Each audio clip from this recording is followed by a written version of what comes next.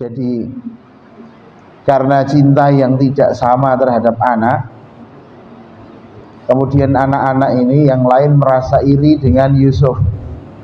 Kok Yusuf terus yang diperhatikan, kok cintanya pada Yusuf itu lebih besar. Kemarau atau paceklik 7 tahun itu sudah diprediksi oleh Nabi Yusuf, karena 7 tahun sebelum paceklik itu adalah 7 tahun yang subur. Maka perumpamaan Ramadan itu seperti Nabi Yusuf, wonge ganteng, sampai kegantengannya Nabi Yusuf itu bisa jadi obat bius.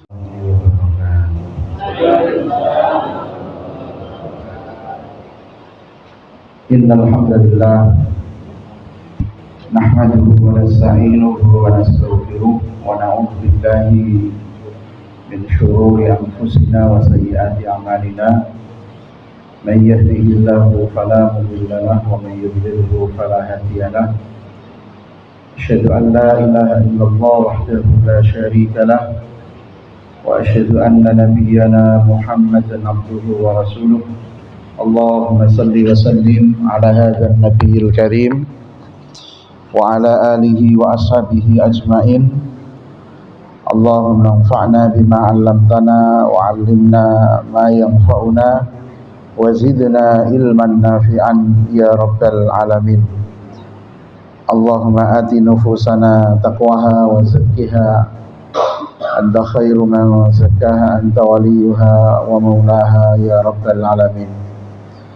Amma ba'du, ma'asyiral hadirin wal hadirat jamaah masjid Baitur Rahmah yang dimuliakan Allah Subhanahu wa taala, juga pengurus takmir, Pak RT dan Pak RW serta warga masyarakat yang semoga senantiasa dimuliakan oleh Allah Subhanahu wa taala. Puji syukur alhamdulillah, kita bersyukur kepada Allah Subhanahu wa taala karena kita termasuk orang-orang yang dikehendaki kebaikan oleh Allah. Kita bisa melaksanakan sholat subuh berjamaah, kita bisa duduk di majelis ilmu, maka ini adalah berbagai macam kebaikan yang dikumpulkan dalam satu acara di tempat yang baik dengan niat yang baik, acara yang juga acara yang baik. Maka mudah-mudahan yang kita dapatkan adalah kebaikan. Amin Allahumma amin. Dan puji syukur kepada Allah Subhanahu wa taala, di daerah entah Tembalang atau Banyumanik sampai ke sini, ini masjid-masjid ini mulai Masya Allah subuhnya itu hidup, jamaahnya alhamdulillah banyak, dan saya nggak menyangka ternyata sebanyak ini jamaahnya. Saya tadi malam itu di seberang jalan di Payung Asri, Masjid Muhajirin. Jadi kalau tadi lewat jalan raya ini ke kiri, nah itu yang ke sebelah kanan. Itu pun sama, Masya Allah, masjidnya makmur. Dan masjid makmur itu tugas inti dari takmir sebenarnya. Karena takmir itu tugasnya memakmurkan. Memakmurkan itu kalau masjidnya rame. Ammara yu'ammiru ta'miran. Jadi meramaikan apa? Rumahnya Allah. Innama ya'muru masajidallahi man amana billah. Hanya orang-orang yang beriman saja yang memakmurkan masjid-masjidnya Allah Subhanahu wa taala. Dan alhamdulillah ini merupakan tanda keimanan bahwa sholat subuh itu menjadi salah satu tanda keimanan seseorang. Karena orang bangun subuh itu tidak mudah. Tidak mudah itu karena belum terbiasa. Tapi kalau sudah terbiasa maka mudah saja. Apalagi bagi orang-orang yang tidak beriman ini tambah berat lagi kalau dia harus bangun subuh. Maka Islam itu mengajarkan kepada kita supaya kita jadi orang itu bukan orang yang pemalas. Pagi saja kita sudah diperintahkan untuk bangun, dan Nabi SAW mendoakan umatnya di pagi hari, Allahumma barik li ummati fi bukuriha, ya Allah berkailah umatku di waktu paginya, yaitu orang-orang yang mau memulai amal, memulai aktivitas di pagi hari. Dan alhamdulillah satu kemuliaan lagi adalah kita berada di bulan Ramadan, dan insyaallah malam ini kita sudah mulai masuk di al-ashrul awakhir, yaitu 10 malam yang terakhir. Dan Nabi SAW idza dakhala al-ashrul awakhir, ketika memasuki 10 malam yang terakhir dari bulan Ramadan, ahya al-lailah wa aiqadha ahlah wa jadda wa shadda al-mi'zar. Ketika sudah mulai masuk 10 yang terakhir, Nabi kita Muhammad sallallahu alaihi wasallam, beliau ini menghidupkan malam dengan zikir, menghidupkan malam dengan membaca Al-Quran. Jadi di 10 malam yang terakhir, seandainya itu kalau malamnya nggak tidur nggak masalah, nanti tidurnya kalau siang saja. Wong ini cuman setahun sekali saja kan, artinya dalam 360 hari itu diambil hanya 10 harinya saja. Jadi kalau misalnya malam itu dibuat untuk melekan di masjid, ngaji, baca Quran, nek kesel ngantuk nggawe kopi, mau ngaji meneh ngantuk gelidak memburi turu, nek aja bablas paling 10 menit 15 menit mungkin bangun lagi ngaji lagi. Jadi menghidupkan malam dengan tilawah, itu yang dimaksudkan dengan ihya'ul lail. Wa aiqadha ahlah, membangunkan keluarganya, membangunkan istrinya, anak-anaknya, istri-istrinya atau istrinya satu dok, istrinya dibangunkan, diajak apa? Diajak qiyamul lail. Dan sholat tarawih itu bagian dari qiyamul lail. Qiyamul lail itu sholatun nawafil ba'da sholatil isya, sholat sunnah yang dilakukan setelah sholat isya itu bagian dari qiyamul lail. Jadi bersama dengan imam, dan dalam satu riwayat disebutkan man qama ma'al imam, barang siapa yang sholat bersama dengan imam, sholat tarawih, hatta yang sharif, sampai imam itu selesai, maka kutiba lahu ka'annahu qama al-laila kullah, maka dicatatkan baginya seakan-akan dia itu qiyamul lail satu malam. Dan Rasul kita Nabi Muhammad sallallahu alaihi wasallam, berapa lama Nabi sallallahu alaihi wasallam itu qiyamul lail? Jadi kalau di dalam kitab Al-Yawm An-Nabawi itu disebutkan bahwa Nabi itu sholat malam mulai dari pertengahan malam itu Nabi bangun. Jadi Nabi setelah sholat isya beliau tidur, nanti bangun tengah malam, setelah tengah malam itu Nabi sholat tahajud. Sampai kapan? Sampai ada azan pertama. Ya kira-kira ya 3 jam setengah sampai 4 jam beliau berdiri. Makanya pantas kalau Aisyah mengatakan bahwa Nabi itu sholat malam sampai kakinya itu bengkak, karena saking lamanya beliau berdiri. Kemudian Aisyah mengatakan, ya Rasul, kenapa engkau melakukan seperti ini? Kenapa sholatmu atau ibadahmu sampai sebegitu tinggi nilainya? Padahal faqad ghafarallahu lak, padahal Allah telah mengampuni dosamu. Maka Nabi mengatakan, afala akunu abdan syakura. Apakah salah kalau saya jadi hamba yang bersyukur? Jadi ada orang beribadah itu levelnya hanya menggugurkan kewajiban. Ada orang beribadah itu levelnya karena ingin mendapatkan pahala. Ada juga orang yang ibadah itu tujuannya adalah sebagai ungkapan rasa syukur kepada Allah, terima kasih kepada Allah atas nikmat yang diberikan oleh Allah Subhanahu wa taala. Bapak Ibu jemaah sekalian yang dimuliakan Allah Subhanahu wa taala, berkaitan dengan bulan Ramadan ini, dan Ramadan adalah bulan ampunan, maghfirah. Dari awal sampai akhir maghfirah. Dari awal sampai akhir adalah rahmah. Dari awal sampai akhir adalah idkhul minan nar, dibebaskan dari api neraka. Dan salah satu di antara amalan yang bisa menggugurkan dosa-dosa kita itu ya amalan puasa itu sendiri. Jadi man soma man qoma, barang siapa yang berpuasa, barang siapa yang qiyamul lail karena iman dan mengharap pahala, ghufira lahu ma taqaddama min dzambi, dosanya yang telah lalu itu diampuni oleh Allah. Maka puasa kita, sholat tarawih kita itu bisa menjadi sebab dosa kita diampuni oleh Allah Subhanahu wa taala.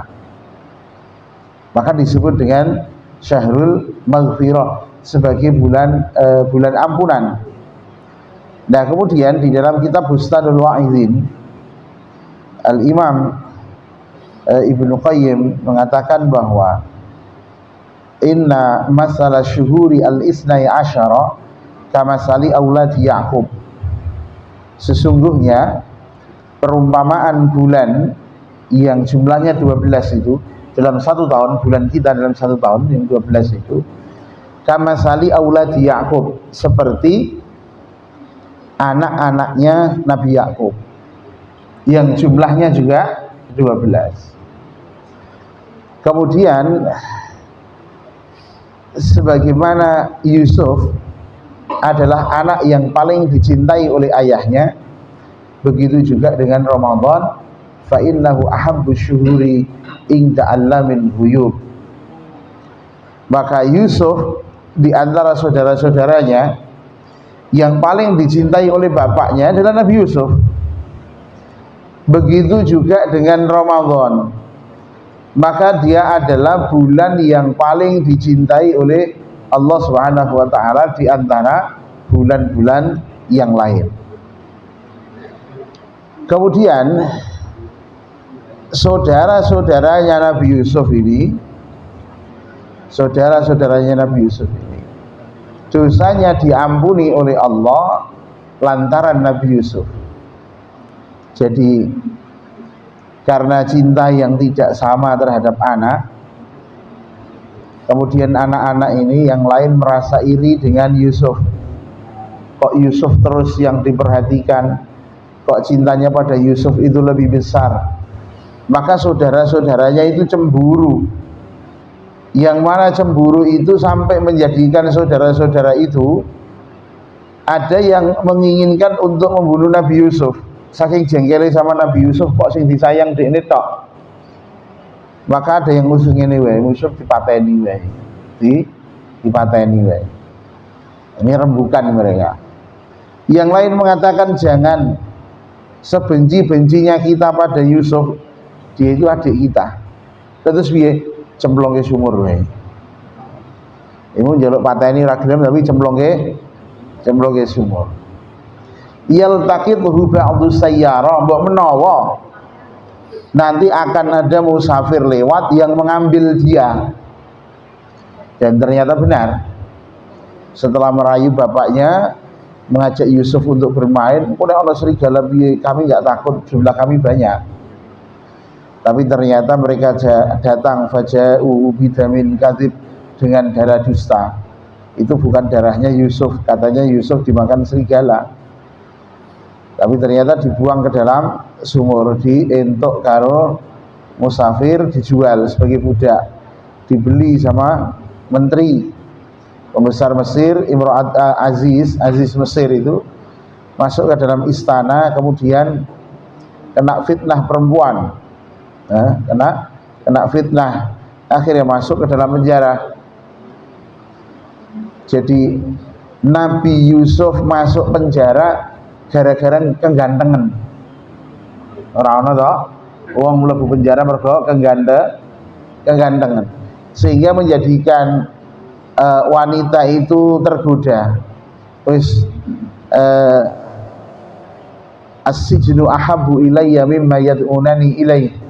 Penjara itu lebih aku senangi daripada apa yang mereka serukan kepadaku.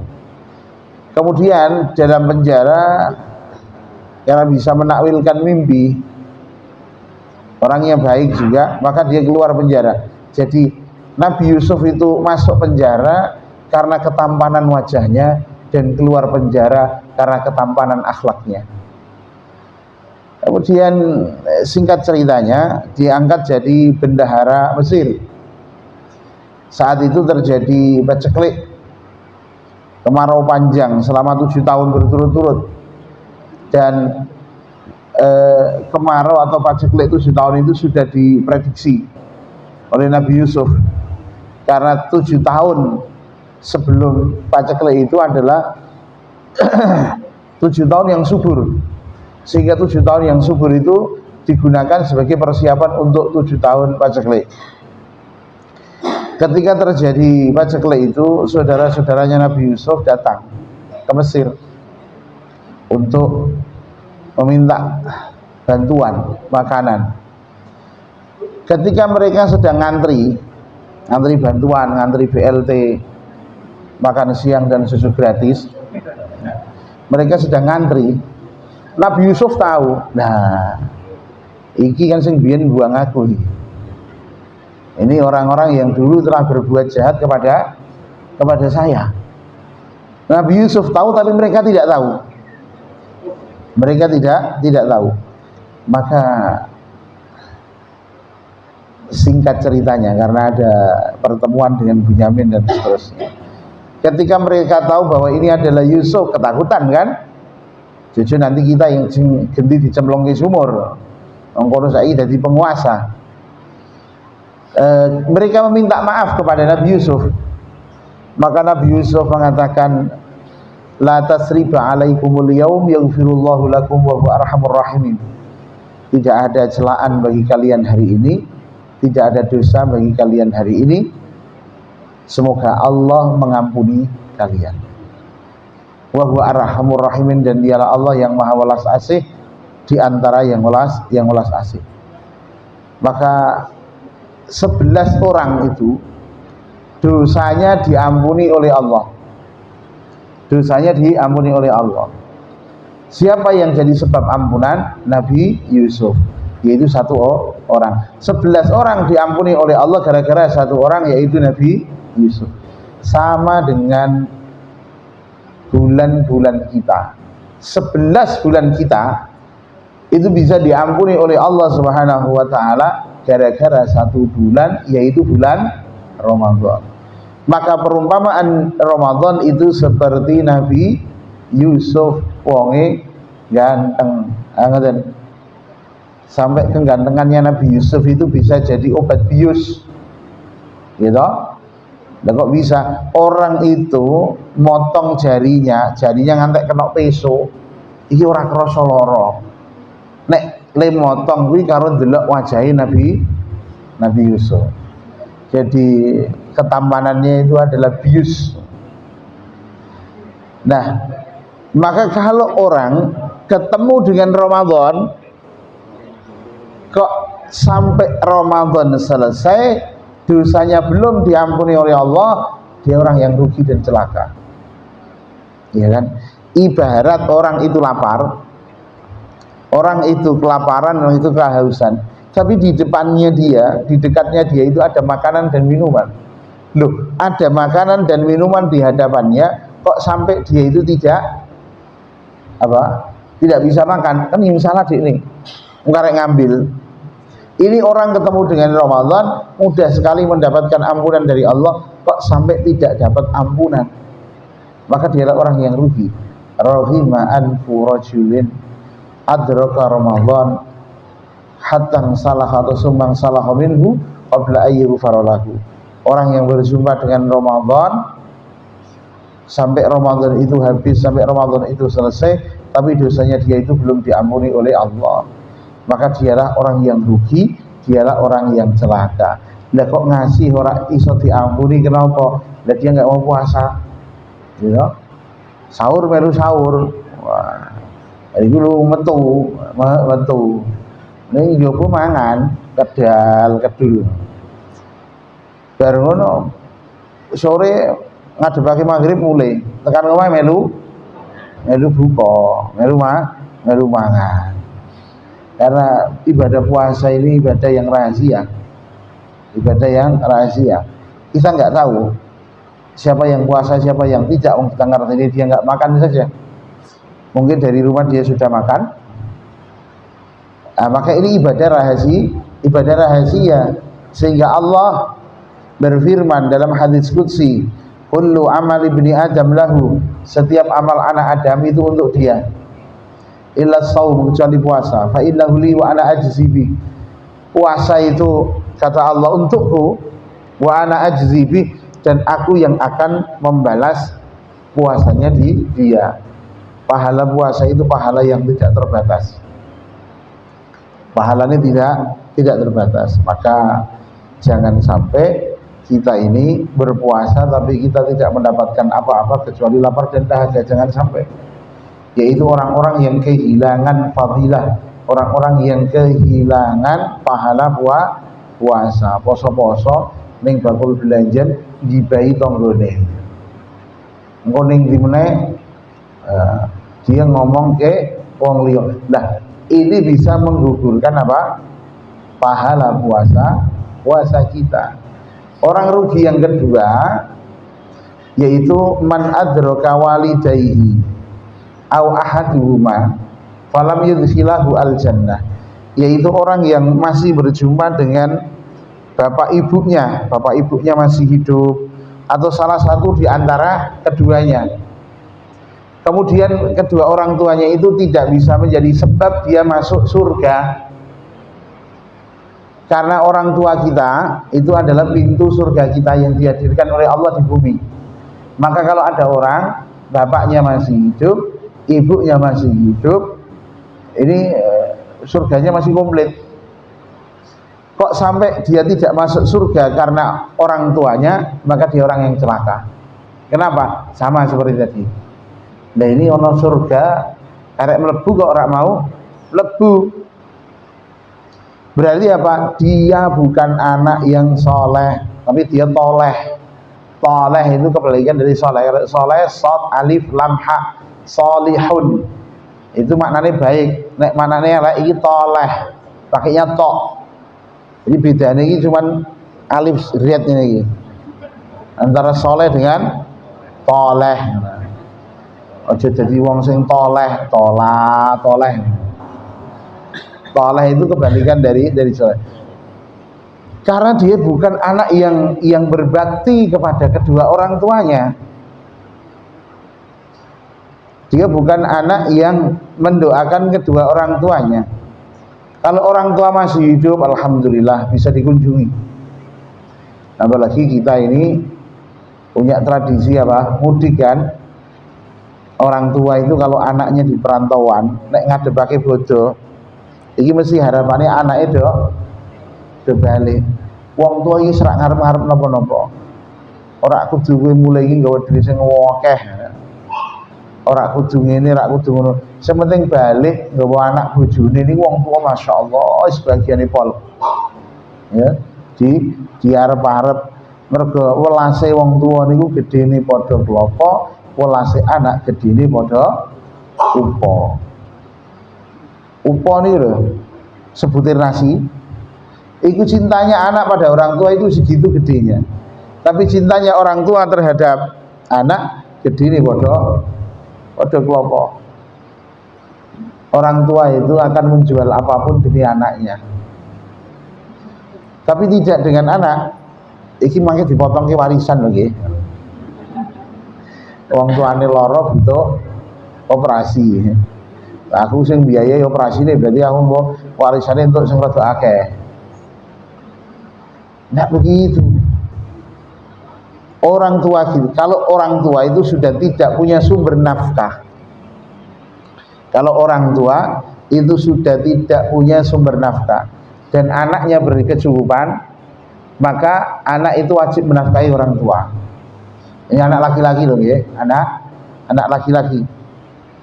Maka setelah kalau anak laki-lakinya itu punya biaya untuk dirinya, anak dan istrinya, kok masih ada kelebihan, maka dia wajib ke orang tuanya. Kalau orang tuanya itu membutuhkan, itu menjadi tanggung jawab anak laki-laki.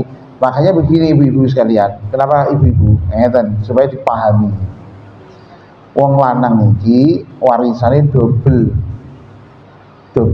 dari perempuan kan, lidzakari mislu hadzil unsayain. Bagiane wong lanang iku padha, wong lanang siji iku padha karo bagiane wong wedok loro.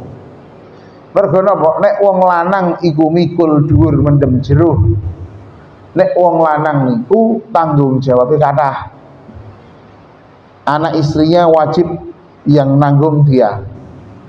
Bapak ibunya kalau kondisinya sudah nggak punya sumber nafkah, maka jadi tanggung jawab anak laki-laki.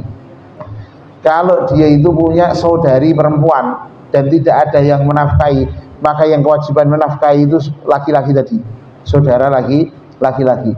Dia memang dapat dua bagian, tapi dijumung pirang-pirang. Tapi nek wong wedok warisane sak bagian, tapi niku dikekep dhewe. Ora didum karo sapa-sapa.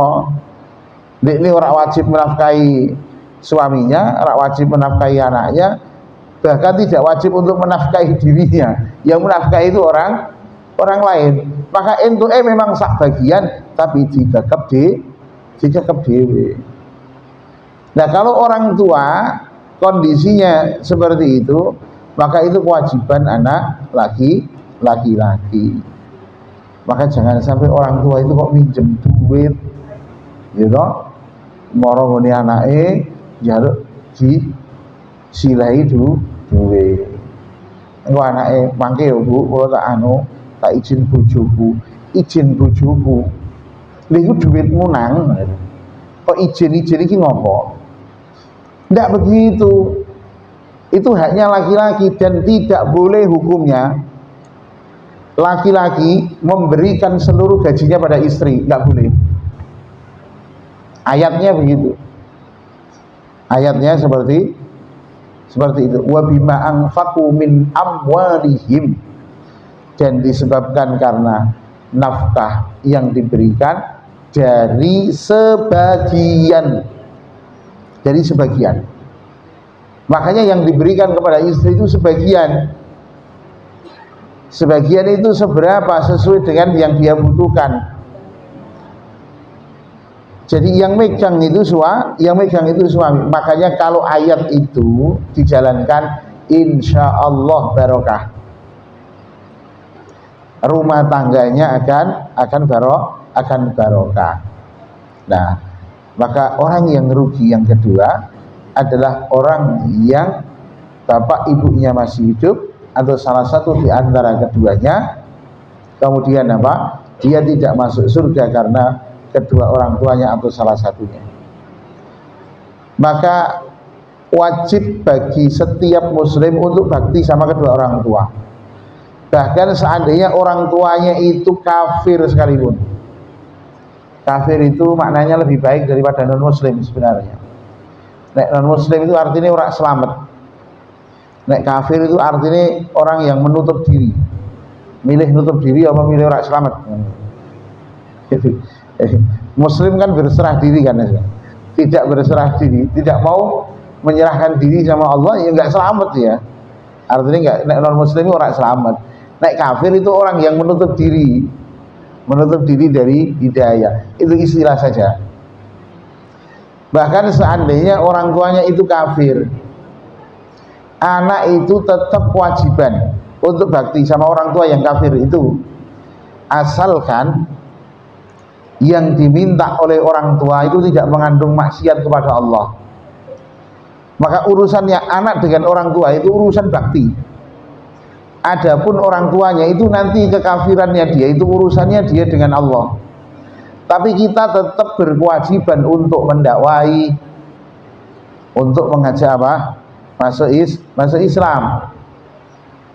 Tetapi tetap kita ini berkewajiban untuk berbakti. Makanya Aisyah dulu ketika dikunjungi oleh ibunya, yang mana ibunya saat itu kafir, Asma bukan Aisyah.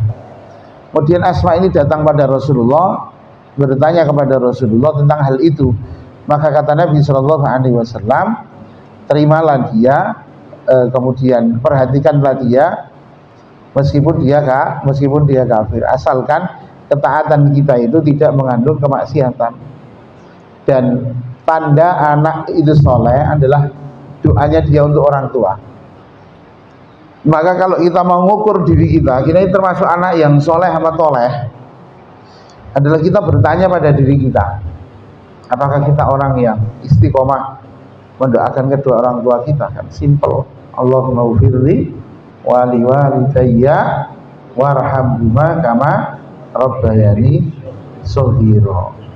Jadi ya Allah, ampunilah aku, kedua orang tuaku, dan kasihilah keduanya sebagaimana keduanya ini telah mengasihi dan merawatku di saat kecil.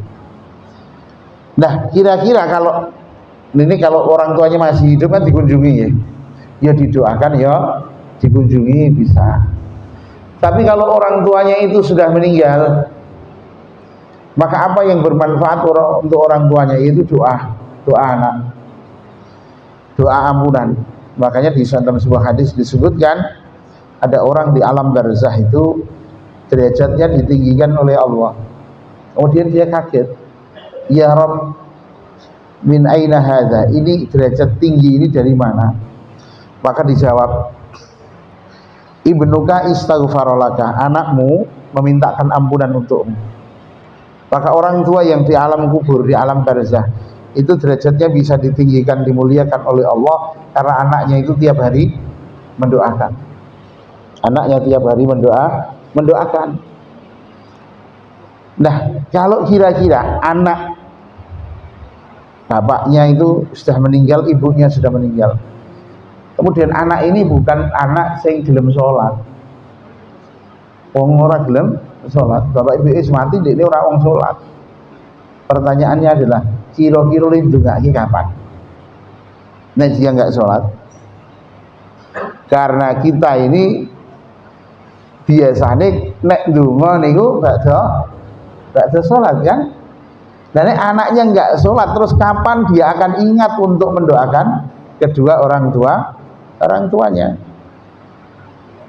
Nah, maka pendidikan atau menanamkan kebiasaan sholat itu penting. Kadang-kadang itu ada orang mengeluhkan anaknya nih jikon sholat angel, ya. Terus kudu dioyak. Ketika ditanya, "Emang usia berapa?" "Sudah semester 4 Pak Ustaz." Semester 4. Ini artinya begini, Rasulullah kalau memberikan panduan, dan panduan itu dijalankan, insya Allah mudah. Kata Nabi Shallallahu Alaihi Wasallam,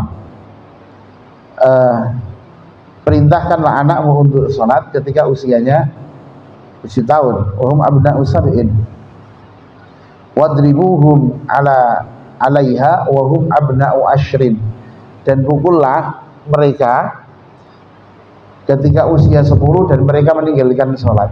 Kalau urutan ini dipakai, nek 7 itu diperintah, sebelum 7 diajak, ditawari mau ikut jamaah ke masjidnya, terus siapa? Dikawal, dibimbing, dikasih pengertian bahwa kita ini mau ke rumah Allah, mau ke rumah Allah. Kalau di rumah Allah itu ada adabnya. Kalau kita datang ke rumah, misalnya Simba, ke rumah Bude, Pak D, ke rumah Tante, itu kan ada sopan santunnya. Nah, ini ke rumah Allah, ini berarti apa? Sopan santunnya jauh lebih ditekankan lagi. Maka apa? Di rumahnya Allah nggak boleh teriak-teriak, nanti nggak sopan. Anak itu dikasih pengertian, dikasih ilmu adab di masjid itu seperti apa, dan itu sejak kecil sudah diajak ngobrol sama bapaknya.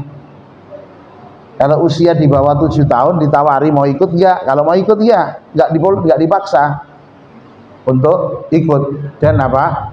Dikawal. Dikawal itu dibimbing oleh orang tuanya, karena biasanya anak-anak yang rame di masjid, biasanya ya, itu dia ke masjid itu nggak sama bapaknya. Karena kalau sama bapaknya kan dibariskan di sebelah bapak. Makanya untuk mengantisipasi itu, anak-anak itu dimasukkan ke dalam softnya orang dewasa, anak-anak dewasa, anak-anak ojo awor. Nek awor ku singgol-singgolan, singgut-singgutan toh. Tapi nek sebelah wong gede, mos arep disenggol. Ya. Sebelahi ketua takmir, mos arep disenggol ya. Kok dibales senggol malah kacau. Nah, maka dimasukkan ke softnya orang dewasa. Dan ini selalu menjadi perdebatan di antara para takmir atau para jamaah di masjid tentang keberadaan anak-anak, apalagi ketika sholat, kemudian rame lari ke sana kemari mengganggu kekhusyuan sholat, sholat. Makanya dulu memang tidak ada panduan secara secara gamblang tentang anak dibawa ke masjid itu usia berapa. Tetapi di setiap zaman itu berbeda. Kalau nggak salah itu pendapatnya Imam Malik. Beliau itu berpendapat bahwa saya tidak menganjurkan anak di bawah 5 tahun diajak ke masjid. Imam Malik. Kemudian ada lagi, dan ini semua ijtihad, ada lagi yang anak-anak itu dibuatkan tempat khusus, dia sholat di situ.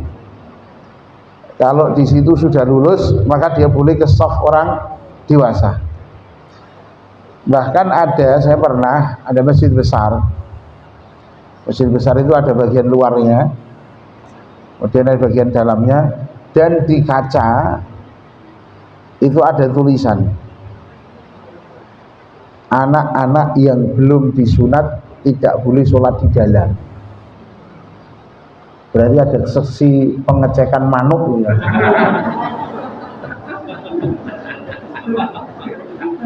Ya, anak-anak yang belum disunat tidak boleh sholat di dalam. Terus kepiye le ngerti kuwi sunat apa durung? Waktu itu sampai saya foto, Pak. Ini masjid unik ini, masuk muri kok. Di masjid sini juga begitu. Jadi kadang-kadang itu ada gini, nek rono krononen, rek rono krononen, ngeten maksudnya.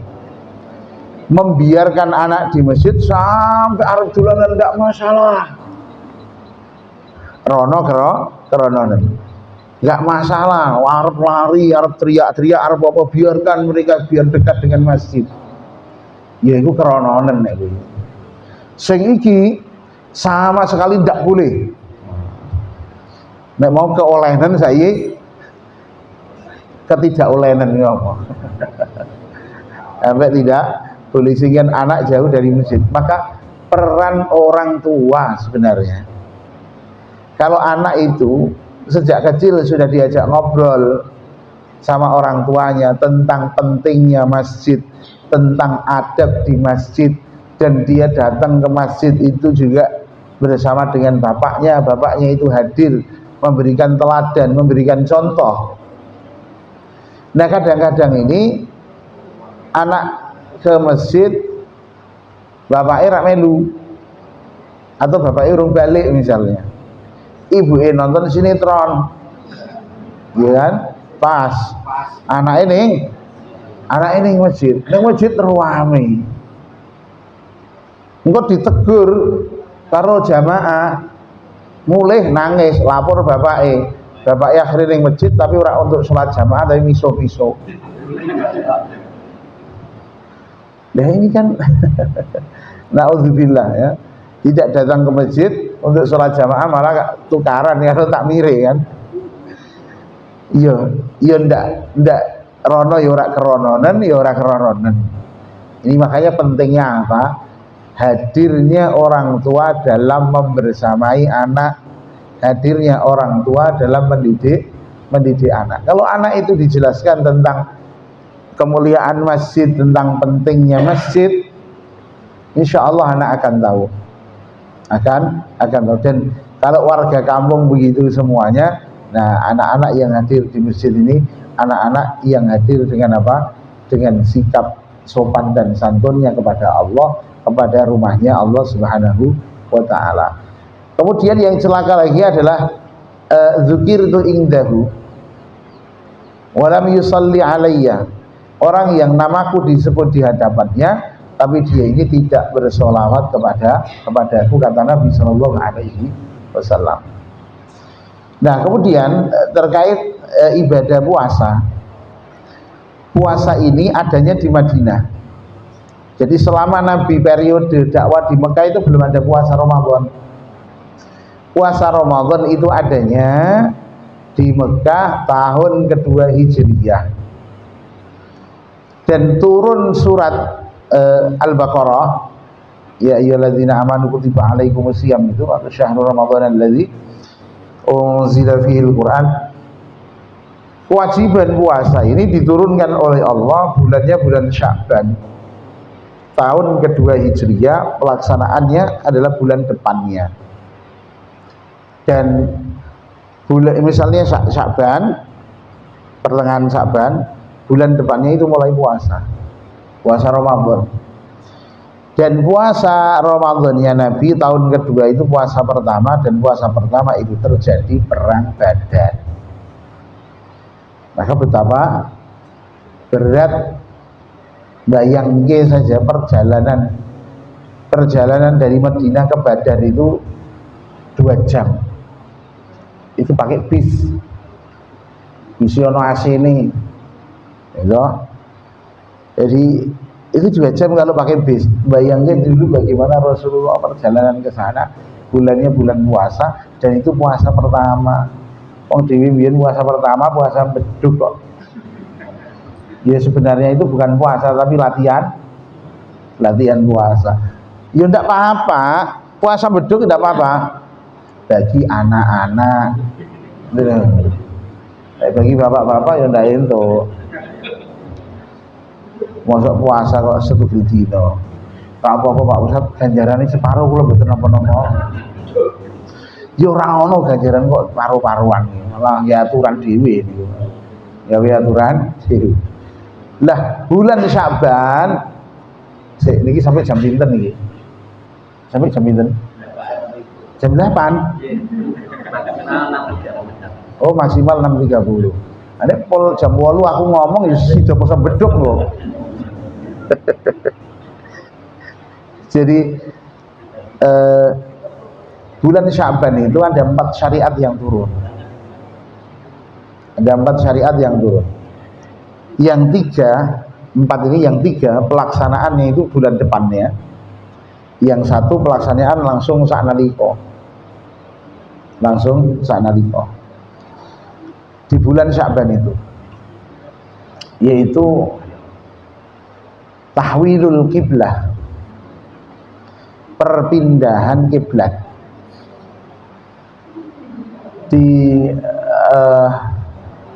Ketika Nabi di Madinah, awal datang ke Madinah, itu sholatnya menghadapnya ke utara. Ke utara. Ke utara ini ke Baitul Maqdis. Jadi posisinya itu begini Bapak Ibu. Ini Mekah, ini Madinah, ini Baitul Maqdis secara urutan gitu. Dan Yaman ke sini. Nah, budak payung waduh rono sian. Balik menisor.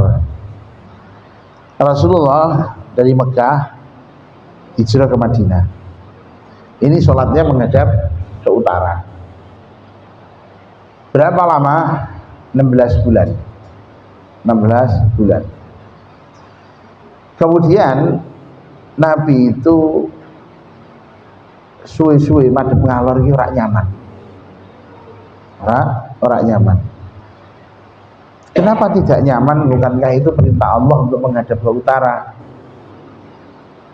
Ada perkataan Yahudi. Perkataan Yahudi ini ngeten. Awak dhewe iki karo Muhammad iki blas ora cocok. Berbeda kita dengan Muhammad. Tapi ternyata nek sembahyang madhepe podo madhep ngalor. Ning Bethlehem, Baitulahmin. Baitulahmin itu rumah daging. Bethlehem itu Baitulahmin. Nabi tidak nyaman kalau sama dengan orang Yahudi, karena Muslim itu punya identitas, maka tidak boleh Muslim itu menyerupai orang kafir. Nabi kan wis mewanti-wanti sapa wonge sing menyerupai suatu kaum tertentu, maka dia bagian dari kaum tersebut. Ya ora entuk wong Islam kok nganggo kalung palang patek misalnya. Ini lho, palang patek ini. Nek cara wong kula palang patek. Enggak boleh. Muslim kok nganggo apa? Topi apa jenenge kuwi? Sinterklas. Ya. Muslim kok pakai pakaian ala-ala orang kafir, yang namanya pakaian itu memang pakaiannya ciri khasnya orang kafir, itu tidak boleh. Dan Nabi sudah mewanti-wanti, sehingga Nabi itu nggak seneng kalau apa yang dilakukan oleh Nabi iki mirip mimbo karo wong kafir. Nah makanya Nabi mulai nggak nyaman, nggak nyamannya karena itu. Dan Nabi kita Muhammad sallallahu alaihi wasallam, beliau itu sudah sering menyampaikan tentang kita itu nggak boleh sama dengan orang kafir. Khalifu al-Yahud, selisihilah orang-orang Yahudi, sallu fi ni'alikum, sholatlah kalian dengan memakai alas kaki kalian. Jikon sholato nganggo sandal. Mergo wong Yahudi nek sholat orang nganggo sandal. Jika salah seorang di antara kalian hendak masuk ke dalam masjid, maka hendaklah dia membalik sandalnya. Fa in wajada fihil adza, kalau di sandalnya itu ada kotoran, maka digosok-gosokkan ke tanah, setelah itu masuk ke dalam masjid. Mergo masjid Nabi biyen ora nganggo karpet. Nah nek jenengan ning kene, oh jare wisatawan kon nganggo sandal kok. Oh, clok iki. Mlebu masjid terus sandalan ya ngoten. Niki zaman Nabi ngoten. Jadi masuk misalnya masjid itu dia pakai sandal, itu boleh. Untuk apa? Menyelisih orang Yahudi. Nah, ngoten. Dan sekarang kita prakteknya gimana? Jenengan sholat Jumat kok telat ning jaba. Terus langsung Allahu Akbar, sik sandalan ora apa-apa. Sing penting sandale ora ana najise. Nek di Mekah atau Madinah nalikane sholat Jumat kan kadang jam 10 niku sudah ditutup akses ke Masjid Nabawi. Sholatnya sak nggon-nggon. Sing penting ning kono ana iso ge sujud ngono wae. Karo nggawa sajadah cilik misale. Terus dia berdiri sholat masih pakai sandal. Itu praktekkan sunnah Nabi. Tapi bukan telatnya loh ya. Telat kok praktek sunnah Nabi piye. Jadi ora telat. Loh, mangkat Jumatan jam 11 kan jadi ora telat to, Pak. Tapi nek teng Madinah telat jenengan. Mergo wis ditutup gerbang-gerbange akses ke Masjid Nabawi niku, ngoten lho. Apalagi di Masjidil Haram jam 10 niku wis ra iso mlebu ning jero masjid. Lah nek arep salat Jumat ya mangkat jam 8. engko jam 10 kok kebelet pengen kamar mandi, ya wis wassalam. Ora sida salat ning jero ngoten. Makane wonten niku tiyang niku griyane niku persis plek ngarep masjid. Nah, nek waya Jumatan piyambake niki males ning masjid. Gelar sajadah ning teras. Lho, bener-bener nyambung sithik ngono lho. Nyambung tapi sithik kan nyambung ngono. Jadi orang ning masjid, Pak. Ning ngarep omah terus gelar sajadah ning teras. Ngoten terus. Satu ketika niku haji ya, Mbak. Awe mara sepuhe. Niku dinten Jumat. Niku wis ket esuk mangkat ning ngene masjid. Kemudian pas di dalam ya Mbak kebelet pipis. Akhirnya keluar dari Masjidil Haram ke toilet kan di luar toiletnya. Itu pada jam 10-an atau kurang dari jam 10. Mau masuk ke dalam masjid itu nggak bisa karena sudah ditutup semua, dijaga sama askar. Nangis ya Mbak. Nangisnya kenapa? Lah yo biasane omahe Gusti Allah ning arep omahku aku ora tau gelem mlebu. Saiki aku pengen mlebu ra entuk. Ya. Mau masuk tidak, Bu? Tidak boleh kapok ya Mbak. Iki merasa bahwa dia itu ditegur sama Allah. Kaya-kaya ana sebuah keajaiban mau masuk masjid nggak bisa, aja ditutup kan. Memang dijaga itu. Dia nggak bisa masuk. Kenapa? Penyesalan. Biasanya rumah Allah itu di depan rumahnya dia lah kok orang gelem mlebu saiki pengen mlebu malah ora iso. Nah, setelah pulang haji ini nggak pernah di teras ya. Masuk masjid karena habis ditegur sama Allah Subhanahu wa taala. Sama kayak ada jamaah haji itu atau jamaah umroh. Dia bawa rokok dari Indonesia. Bawa rokok. Rokoknya yang dari diudut siji itu hilang rokoknya. Sak bungkus niku. Terjupuk siji baru diudut, untuk lagi di rokok 2 batang, rokoknya hilang. Digolek ini ora nemu. Buka meneh, ngoten malih. Sampai rokok entek akhirnya. Terus sampai akhirnya piyambak ini enggak ada kesimpulan. Jangan-jangan ini saya ditegur sama Allah, saya ini enggak boleh ngerokok lagi. Akhirnya dia sudah azam, sudah niat, dia berhenti merokok. Setelah pulang haji, ketemu sama pembimbingnya. Terus cerita, kalau pembimbingnya, saya itu kayak dapat apa namanya mujizat Pak Ustaz. Nah, saya itu habis merokok, baru tak rokok 1 atau 2 batang. Rokok saya itu selalu hilang. Rokok saya selalu hilang. Ini mungkin pertanda dari Allah. Kalau saya itu disuruh berhenti merokok dan alhamdulillah saya sudah berhenti merokok. Terus Ustaz tadi bilang, Ji, maaf ya Ji, itu rokok yang ngambil saya. Jadi diambil sama Ustadz, bukan dirokok. Ustadz itu pinter kan, Ustadz ya kudu pinter. Tapi itu bukan saya ya. jadi sengaja diambil supaya dia itu punya kesimpulan. Oh jangan-jangan ini hal-hal yang di luar apa namanya kebiasaan. Rokoknya kok hilang, jujur dijupuk malaikat. Ya hikmahnya apa? Dia jadi berhenti ngerokok.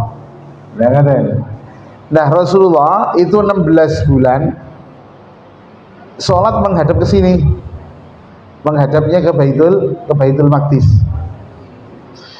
Dalam kurun waktu itu Nabi itu terus berdoa, ya Allah kiblatnya diwangsel ke Mali dan Mekah ya Allah.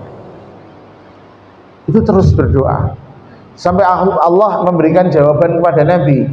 Qad nara taqalluba wajhika fis sama falanuwalliyannaka qiblatan tardaha fawalli wajhaka syatral masjidil haram.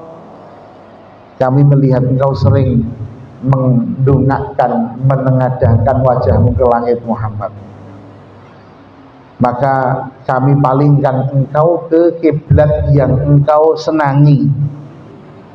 Maka sekarang arahkan wajahmu ke arah Masjidil Haram. Maka Nabi kemudian sholat setelah itu menghadapnya ke Masjidil Haram. Di Madinah ada satu masjid yang saat itu ada jamaah sholat asar, menghadapnya masih ke sini, masih ke utara. Kemudian ketika sedang sholat itu ada yang mengabarkan bahwa sesungguhnya kiblatnya sudah pindah ke Mekah, ke Masjidil Haram. Maka orang yang sholat ini baru dapat 2 rakaat menghadap ke utara, akhirnya mereka balik kanan. Imamnya pindah, imamnya yang guru kayak becak kok. Jadi kan ini baris, imamnya di sini, imamnya ini balik, ini imamnya pindah. Maka sholat asar itu 2 rakaat menghadap ke utara, 2 rakaat menghadap ke selatan, 2 rakaat menghadap ke Baitul Maqdis, 2 rakaat menghadap ke Masjidil Haram. Maka tempat ini kemudian dikenal dengan Masjid Qiblatain. Qiblatain itu maknanya 2 kiblat. Nah, ini pelajaran penting bagi kita. Nabi, sekelas Nabi 16 bulan dongo lagi diijabahi, Pak.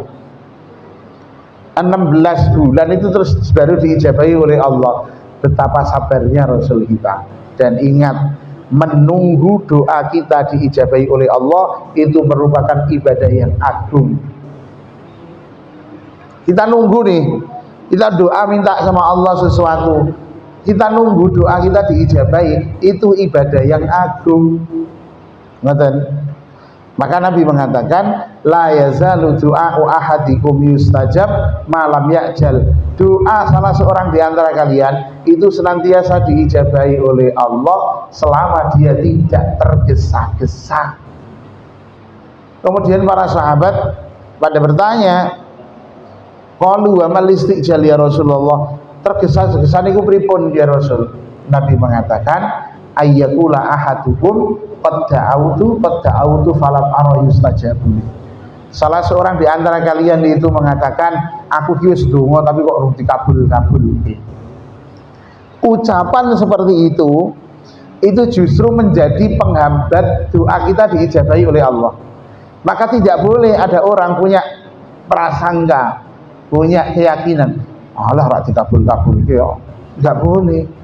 Husnudzon sama Allah. Karena kalau kita itu minta sesuatu sama Allah, minta A, itu bisa jadi Allah itu langsung mengabulkan A sesuai dengan permintaan, atau Allah Subhanahu wa Ta'ala mengganti doanya itu dengan yang lain. Dan betapa banyak orang misalnya dulu ndonga cita-citanya jadi apa, terus kemudian ketika kerja jadi apa. Saya waktu kecil cita-citanya jadi petinju, tapi kan jadi ustadz terusan, ustadz yang suka tinju mungkin ya. Karena dulu itu waktu kecil zamannya Elias Pikal, zaman tahun 90-an itu kan masih jadi baru nonton Elias Pikal, wah cita-cita jadi petinju. Tapi kan tidak diijabahi sama Allah jadi petinjunya kan. Jadinya di pondok dimasukkan ke pesantren. Kadang-kadang orang itu minta A sama Allah, tapi sama Allah dikasih B. Kenapa? Karena menurut Allah yang baik itu B, yang baik itu B.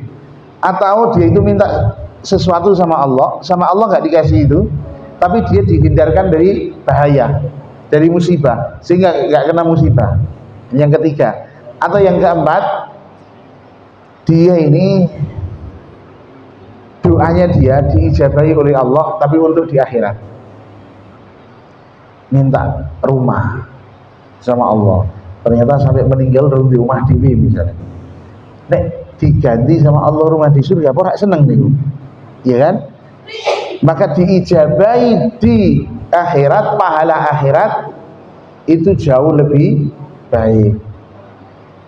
Walal akhiratu khairul laka minal ula. Pahala akhirat itu lebih baik daripada dunia.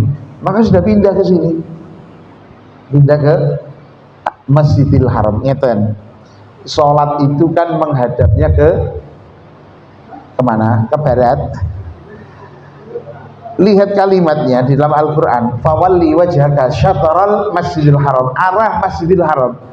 Jadi kita sholat itu enggak kudu mesti pelek sekian derajat, kudu ini persis Ka'bah loh, melanceng sidik tekan Manchester United ini. Oh enggak boleh, oh, enggak. Kita menghadapnya itu ke arah. Nah, saya bilang sama jenengan, arah Jeporo ini. Kalau asli ini wong Jeporo. Arah Jeporo on ndi. Ana sing rono, padahal sing kok kene mau nunjuki rono sithik. Iki wis beda iki, derajate iki. Arah enggak harus plek ngoten lho. Lah ngeten. Orang kalau sholat di dalam Masjidil Haram, jenengan bar tawaf ngoten kae, atau di lantai atas. Ka'bah kan di depan. Kelihatan kan? Itu kita wajib menghadap ke Ka'bah. Kenapa? Karena Ka'bah di hadapan kita. Itu wajib. Enggak itu Ka'bah ini itu di rono. Aku seneng kurono. Koclok wong. Jadi kudu plek ning gone Ka'bah. Kalau di dalam masjid karena Ka'bahnya kelihatan. Orang yang di luar Masjidil Haram menghadapnya kemana? Ke masjidnya. Menceng sitik ora apa-apa, penting ijik searah dengan masjid. Orang yang di luar tanah haram kayak Indonesia menghadapnya kemana? Ke arah tanah haram. Tanah haram ya Mekah, ada batasannya itu. Nah maka begitu, orang kudu sekian ini dan itu, karena akan kesulitan, apalagi kadang-kadang di masjid-masjid yang dibangun oleh para aulia, para wali, wis bener-bener biyen zamane wali wis dengan basiroh mereka di kemudian hari kemudian dipindah atau ditata kembali, tidak begitu. Yang penting itu ke arah tanah haram. Itu tentang perpindahan kiblat. Kemudian masih ada 3 syariat. Tapi waktu nulis entek nih. Sing 3 insyaallah di Ramadan yang akan datang lawan nggih. Kalau ada umur insya Allah. Secara singkatnya itu ada perpindahan kiblat, ada puasa, ada jihad dan ada zakat. Jadi zakat itu wajibat fihi zakatul fitri mim ba'di badrin bilayalin asyri. Jadi diwajibkan zakatul fitri di zakatul fitri, bukan zakat fitrah. Yang benar penyebutan loh ya, ini zakatul fitri bukan zakatul fitrah. Karena yang di zakat itu apa? Makanan kan. Nah, kita mengeluarkan sesuai dengan apa? Makanan yang biasa, makanan pokok yang biasa kita konsumsi, yaitu beras gitu. Dan zakat ini berbeda dengan sedekah. Kalau sedekah itu entuk ning gone wong sugih. Nek zakat mboten entuk, kecuali wong sugih kuwi amil. Ngoten. Nek zakat niku jelas siapa yang menerima. Yang menerima itu adalah 8 asnaf, fakir miskin. Fakir iki apa? Wong sing ora duwe gawean, tidak punya kecukupan. Nek miskin, wong sing duwe pekerjaan tapi tidak mencukupi. Nek di Kementerian Sosial, seseorang itu disebut miskin kalau gajinya sebulan di bawah 500.000. Berarti jenengan sebulan gajinya 600 kuwi ora miskin. Menurut Kementerian Sosial. Cara menekan angka kemiskinan itu dengan cara ya ora ono miskin wong semono. Jadi ya enggak cukup. Sing ya aturane lho, jajal kon urip 600.000 wae sesasi iso apa ora? Ya nek ngono ya ora ana wong miskin. Wong angka kemiskinannya ditekan pakai apa? Standar kemiskinannya diturunkan. Orang yang gajinya di bawah 500.000 tidak disebut sebagai miskin. Dan yang kewajiban untuk membayar zakat itu laki-lakinya. Istri tidak wajib membayar zakat kecuali kalau istrinya itu dia punya uang sendiri, dia pengusaha. Dan kalau istri kaya, suami miskin, maka zakatnya boleh dikasihkan ke suaminya. Paham betul ya? Ono istri sugih pengusaha, Terus bojone iki kere sing lanang. Ora ndek apa-apa, mobil nggone istri, motor nggone istri, omah nggone istri, sampai klambi sing dienggo lho senengake bojone. Oh. Enggak punya apa-apa. Niku istri bayar zakat itu boleh dikasihkan suaminya. Kenapa? Karena suami itu bukan termasuk orang yang wajib dinafkahi oleh istri. Ya mas, daripada tak kena wong liya mending kowe wae. Wong kowe mustahik. Istrine wajib zakat, suamine mustahik. Loh, apa ada Ustaz? Loh, ada. Zaman Nabi ono, zaman saiki lho ono. Nah, zaman Nabi riyen. Zaman Nabi ora sida wis iki ternyata. Ini gua selesaikan ini. Zaman Nabi niku wonten tiyang namine Zainab. Zainab niku bojone Abdullah bin Mas'ud. Zainab niki sugih. Abdullah bin Mas'ud niku miskin. Terus Zainab ngeten, daripada niki tak kekno wong liya mending tak kekno bojoku ngoten. Tapi entuk ora ya. Maka wis jenengan Mas Abdullah bin Mas'ud jenengan sewanten ngene Rasulullah cubi ditangkletke hukume. Nek istri itu bayar zakat dikekno suami entuk ora. Oh ya wis mangkat. Afwan, kebalik. Sing takon istrine. Zainab iki sewanten gini Rasulullah tangklet hukume. Kemudian ketemune kali Bilal. Ketemu Bilal sing napa tukang jaga pintu untuk giliran. Terus ditakoni kali Bilal ono hajat apa kula dadi tangklet kali Rasulullah. Takoni apa? Harus disampaikan ke Bilal untuk disampaikan ke Rasulullah. Ada istri sugih wajib zakat. Apakah boleh zakatnya diberikan pada suami yang miskin? Ya wis. Masuk Bilal tapi dipesan karo Zainab. Tapi ya aja kondo sing takon sapa ya. Aja mungkin dia izin menjaga marwah suami kan. Aja kondo sing takon sapa. Bilal masuk, ya Rasul niki wonten yang istri sing tanglet ngeten. Sing takon sapa? Zainab. Jadi Bilal Zainab. Terus dicetakke meneh Zainab sapa? Zainab akeh kok. Nabi duwe anak jenenge Zainab, duwe bojo loro jenenge ya padha-padha Zainab. Sing takon sapa Zainab? Zainab sapa? Bojone Abdullah bin Mas'ud. Dicetakke karo Bilal. Padahal Zainab mau kan kondo, aja kondo Rasulullah. Berarti apa Bilal dosa enggak? Lho kok enggak ndek ora muni yo. Aja kondo Rasulullah sing takon sapa yo meneng. Ora muni. Nah, makanya jangan Mbak Yu tak kandhani Mbak Yu, tapi iki rahasia lho yo. Aja kondo sapa-sapa, tenan aja kondo. Jenengan menengo. Berarti ngono nek jenengan cerita karo wong liya ora dosa, ora muni yo kok. Jadi terus entuk.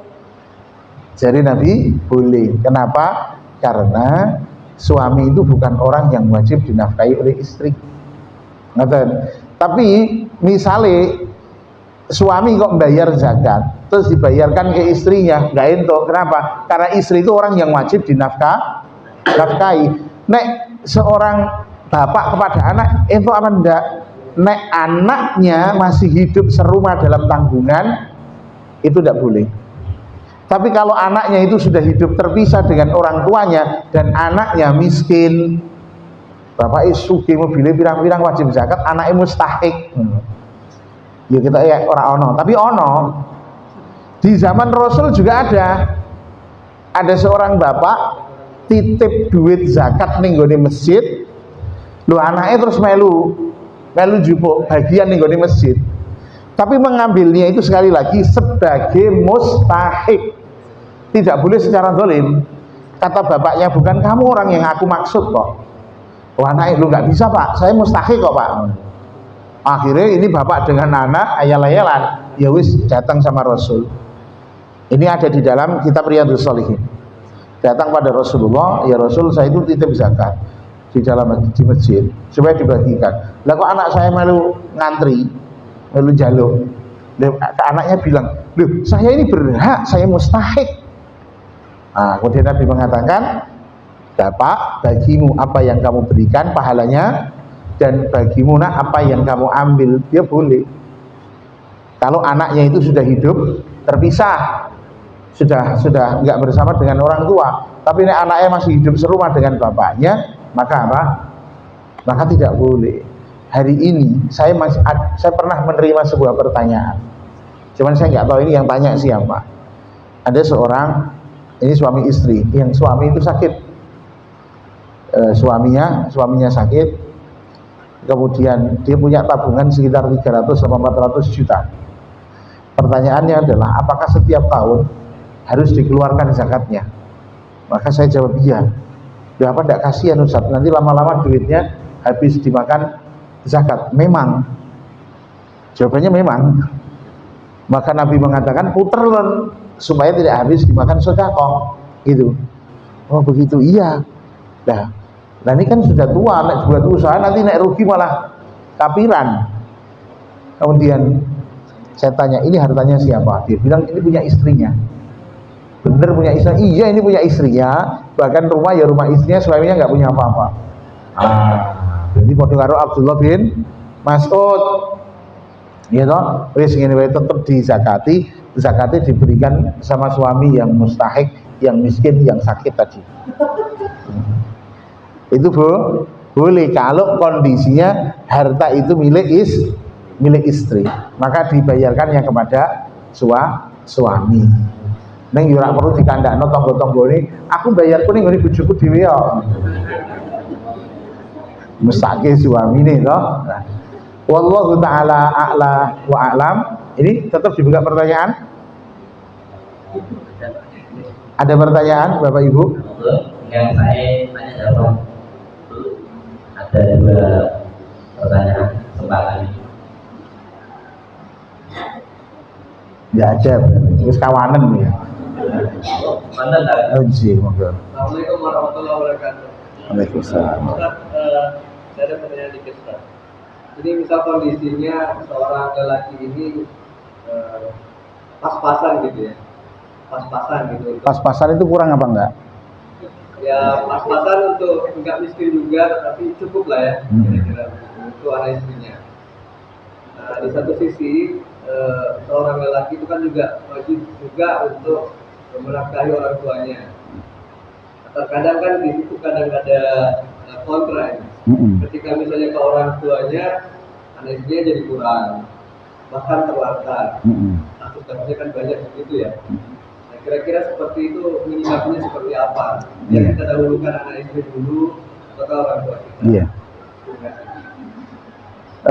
Yang pertama, kewajibannya dia itu adalah setelah nafkah untuk dia, anak dan istrinya itu mencukupi. Karena itu yang paling pokok. Itu yang paling pokok. Nah, setelah ada kelebihan itu baru dia kewajiban. Tapi kalau dia sendiri untuk keluarganya itu kurang, atau tadi pas-pasan ini ora ana luwihane blas. Sekedar nukake apa kerupuk apa. Kalau ada kelebihan rakyat sedikit ya bisa lah untuk orang tuanya. Itu kondisinya kan gini, kalau kewajiban itu orang tuanya kekurangan, dia kelebihan gitu. Tapi nek sebaliknya anaknya yang kekurangan, kadang-kadang orang tuanya ada. Nah, orang tua sigap biasanya. Orang tua itu begitu. Orang tua ini nggak mengharapkan apa-apa dari anaknya kecuali kesolehan kan. Kadang teko moro ning ngene wong tuane iki ra nggo apa-apa. Moro nggawa rengginan mulai nggawa panggulan. Gitu. Mudik ngene wong tuane iki ra nggawa apa-apa. Balik iki wis nggawa tromol isine biskuit ya toh. Anak kucing lho digawa. Ya kan, dari rumah orang tuanya digawa nih. Digawa arus balik. Itu saking cintanya. Ya kalau kondisinya seperti itu maka nggak wajib. Kalau orang tuanya cukup, sudah cukup, atau bahkan orang tuanya lebih dari cukup, anaknya pas-pasan enggak. Maka kalau sudah mencukupi dia, anak dan istrinya sudah cukup, ada kelebihan, ada kemampuan, maka apa? Maka dia wajib kalau orang tuanya juga membutuhkan. Maka sebenarnya itu kita sebagai anak itu nggak nunggu orang tua kita minta, tapi kita sebagai anak itu pengerten, kunjung ke rumah orang tua, delok suasana rumah ini sing dibutuhke apa, ya, sing dibutuhke apa. Itu anak sudah sigap, nggak perlu ngomong tak tumbas ke ini itu enggak. Wong tua itu kok mesti ora usah duitmu celeng ngono wae. Saestu ngomongin ngono. Ya ono kadang ora teko ora apa-apa, sing penting transferane ngono ya. Iya ta? Anake. Dalam?